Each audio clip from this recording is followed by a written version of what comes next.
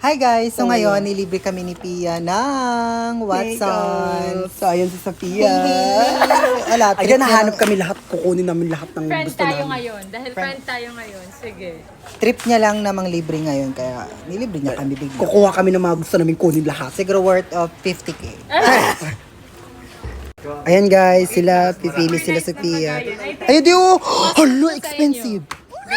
Spotlight? You want this? Ayan. Ayan na lang, ayan na lang. Ayan, bibili si Sophia. Thank you, Sophia. Ayan guys, mag-worth of 3K na po yan. Dapat worth of 5K po ang kailangan natin na bilhin. Girl, mas-scam natin yung mga fans girl. Pero mag-comment kayo, mura lang yung Curlen, be. Gagi. Yan na ang version. Alam, may primer na ako. Ano, tuloy. primer din? Okay na ni Day. Insa man. Makeup sir. Makeup free. Insa, kuha na yun. Kuha na yun. Siya. Nag-ganun ba kayo?